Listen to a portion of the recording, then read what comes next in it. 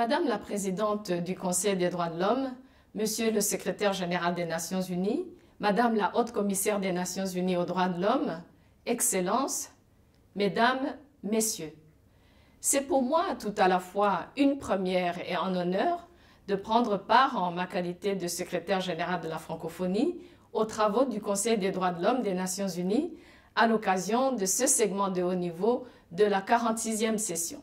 La francophonie, ce sont 88 États et gouvernements présents sur les 5 continents qui constituent une communauté de partage.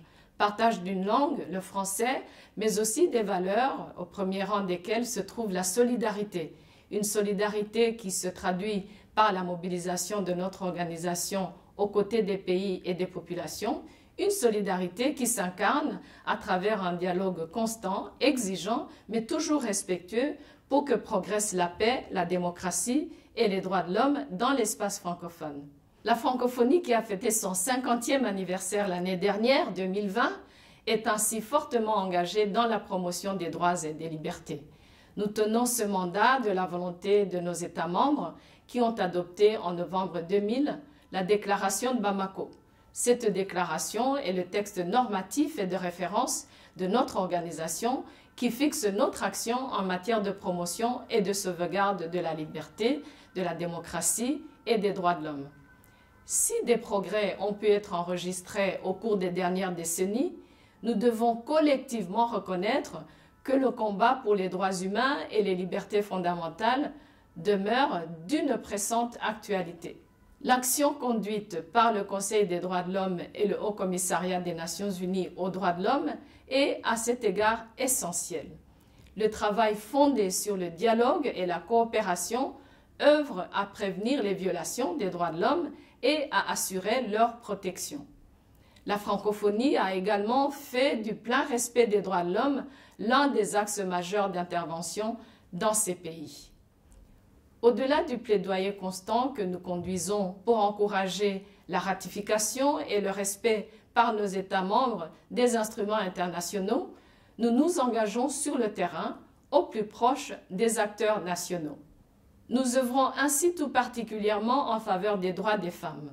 Nous travaillons à promouvoir la liberté d'expression tout en luttant contre ce fléau mondial qu'est la désinformation.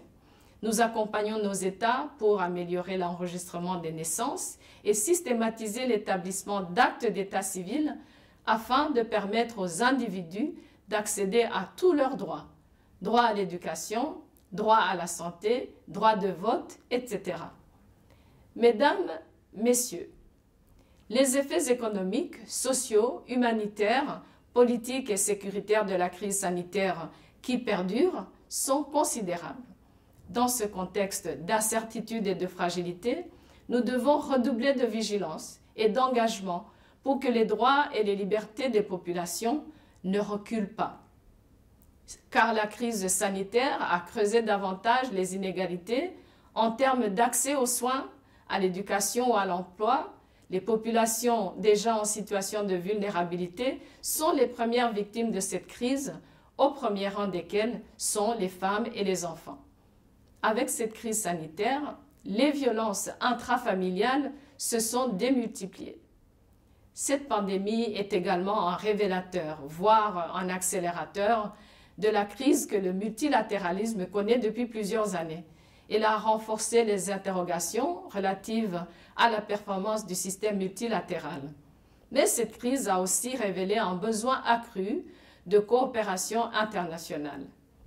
Depuis sa création, l'Organisation internationale de la francophonie est un partenaire actif des Nations unies dans ses 3 piliers d'action, à savoir la paix et la sécurité, le développement et les droits de l'homme.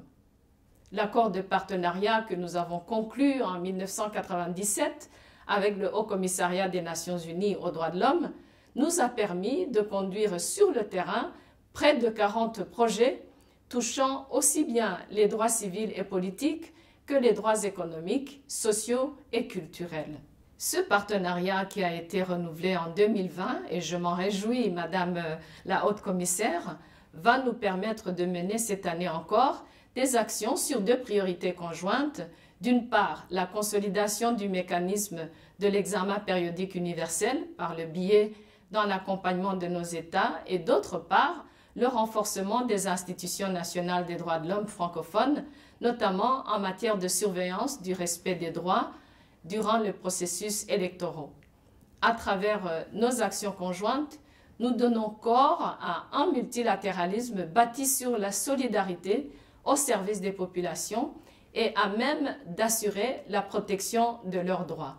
Ce multilatéralisme rénové se doit d'être réellement représentatif de la diversité de ses membres et des réalités. Pour y parvenir, il est essentiel que nous veillions au respect du multilinguisme au sein des enceintes internationales afin de permettre une participation effective, équitable et éclairée de tous aux débats et décisions.